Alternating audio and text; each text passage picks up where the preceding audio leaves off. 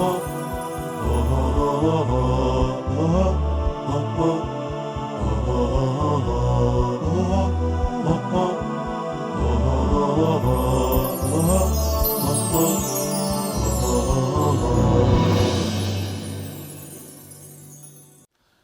باللہ من الشیطان الرجیم، بسم اللہ الرحمن الرحیم، الحمدللہ رب العالمین، وصلی اللہ علی سیدنا محمد وعلیہ الطیبین الطاہرین۔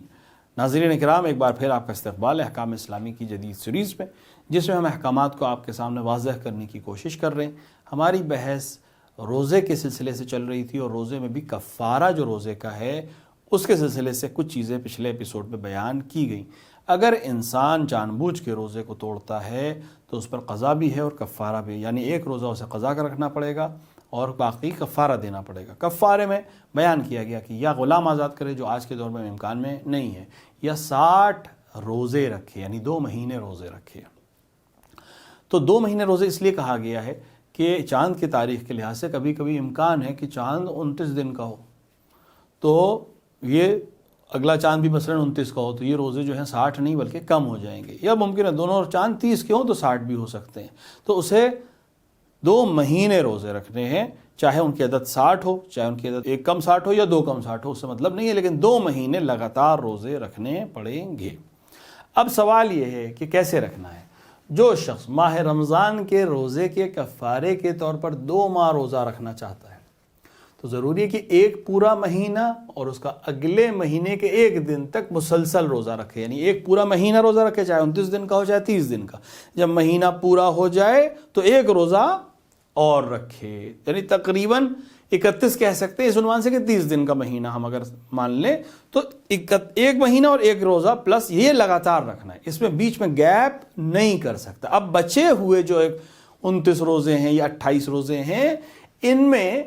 اور باقی ماندہ روزہ مسلسل نہ بھی رکھے تو کوئی اشکال نہیں ہے، یعنی 1 مہینہ +1 اسے لگاتار رکھنے ہیں، باقی جو بچے ہوئے ہیں وہ دھیرے دھیرے کر کے 2 1 کر کے پورے سال بھر میں اسے رکھنا ہے۔ یہ 1 روزے کا کفارہ ہے، لہٰذا انسان کو کوشش کرنی چاہیے کہ اس کام کو انجام نہ دے کہ اس کی گردن کے اوپر اس طرح کا کفارہ آئے۔ تو جو شخص ماہ رمضان کے روزے کفارے کے طور پر 2 ماہ روزہ رکھنا چاہتا ہے، ضروری ہے کہ وہ روزے ایسے وقت نہ رکھے جس کے بارے میں جانتا ہو کہ 1 مہینہ اور 1 دن کے درمیان عید قربان کی طرح کوئی ایسا دن آ جائے گا جس کا روزہ رکھنا حرام ہے۔ اسے طے کیا کہ میں 2 مہینے روزے رکھوں گا، تو روزہ رکھتے وقت یہ خیال ہے کیونکہ اسے لگاتار 1 مہینہ 1 دن روزہ رکھنا ہے، لگاتار بیچ میں گیپ نہیں کر سکتا، تو جان ایسے موقع پہ روزے کو شروع نہ کرے کہ بیچ میں کوئی دن ایسا آ جائے گا جس دن روزہ رکھنا حرام ہے، مثلا عید قربان، بقرعید جسے ہم اپنے زبان میں کہتے ہیں، اس دن روزہ رکھنا حرام ہے۔ اب انسان شروع کرے مثلا 1 ذی الحجہ کو روزہ رکھنا کہ میں قضا کے روزے 2 مہینے یہاں رکھوں گا، اب اس میں عید کا دن آ جائے گا 10ویں دن تو اس کا روزہ ٹوٹ جائے گا، اس دن رکھ نہیں سکتا وہ روزہ، اور یہ لگاتار روزے رکھنے ہیں۔ لہٰذا ایسے جہاں سے شروع کرے کہ جہاں مثلا ذی القعدہ سے شروع کرے، ماہ ذی القعدہ بھر روزہ رکھے، ذی الحجہ کی 1 کو بھی روزہ رکھ لے، اور اس کے بعد اب بچے ہوئے روزے اس کو اختیار ہے کہ بعد میں 1 کر کے 2 کر کے رکھ سکتا ہے۔ اسی طرح مثلا ربیع الاول میں شروع کرے، کوئی ایسا دن بیچ میں نہ آئے جس دن روزہ رکھنا حرام ہو ان 1 مہینہ 1 دن والے سلسلے میں، باقی دنوں میں مسئلہ نہیں، بیچ میں گیپ کر سکتا ہے، کوئی حرج نہیں ہے۔ اس بات کا بھی خیال رکھنا ہے کہ اگر اس نے بیچ میں چھوڑ دیا روزہ، یعنی جو لگاتار روزہ رکھنا ہے، یہ 1 مہینہ روزہ جو لگاتار اسے رکھنا ہے، اس کو اگر بغیر کسی شرعی عذر کے اس کو چھوڑ دیا تو اسے دوبارہ شروع کرنا پڑے گا، دوبارہ پھر سے رکھنا پڑے گا، چاہے اسے 20 روزے رکھے ہوں، چاہے اسے 25 روزے رکھے ہوں، لیکن اگر بغیر عذر شرعی کے چھوڑ دیا تو اسے روزہ پھر سے شروع کرنا پڑے گا، یہ 20 کاؤنٹ نہیں ہوں گے۔ اور اس کے بعد مسئلے بیان کرتے ہیں کہ اگر ان دنوں کے درمیان جنہیں مسلسل روزہ رکھنا ضروری ہے، روزہ دار کوئی غیر اختیاری عذر پیش آ جائے، مثلا خواتین کے لیے حیض یا نفاس یا ایسا سفر جسے اختیار کرنے پہ مجبور ہو، مثلا کوئی ایسا مسئلہ آ گیا کہ اسے سفر کرنا ہی کرنا ہے ورنہ بہت بڑا نقصان اسے ہو جائے گا،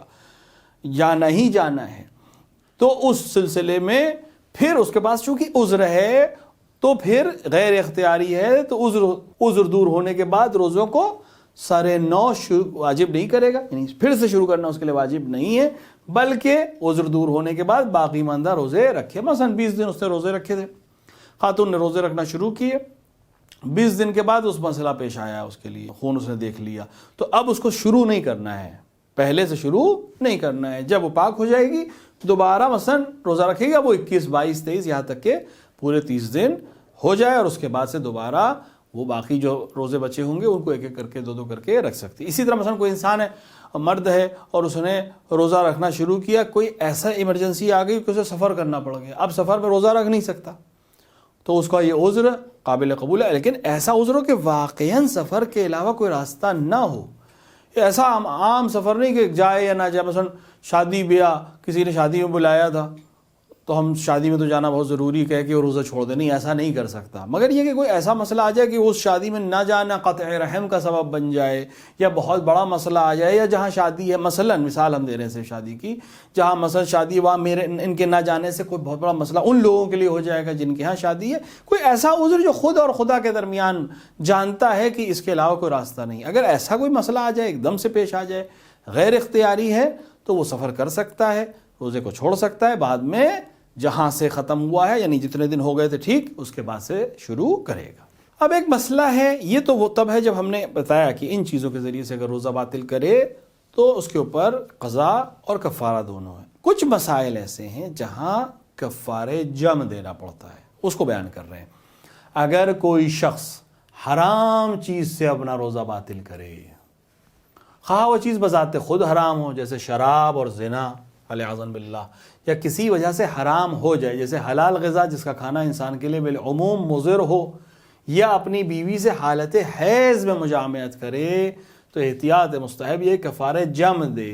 یعنی اسے چاہیے کہ ایک غلام آزاد کرے، 2 مہینے روزہ رکھے اور 60 فقیروں کو پیٹ بھر کھانا کھلائے، یا ان میں سے ہر فقیر کو ایک مطعم گندم یا جو وغیرہ دے. اور اگر یہ تینوں چیزیں اس کے لیے ممکن نہ ہو تو ان میں سے جو کفارہ ممکن ہو دے.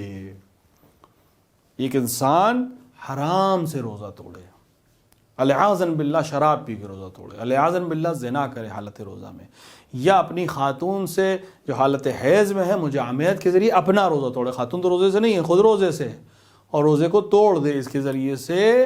تو پھر اس شخص کے لیے کفارہ جمع ہے. یعنی یہ تینوں کفارے دینے. البتہ اس میں سے غلام آزاد کرنے والا کفارہ چونکہ ساقط ہی ہے ہی نہیں، لیکن باقی اسے روزے رکھنے پڑیں گے،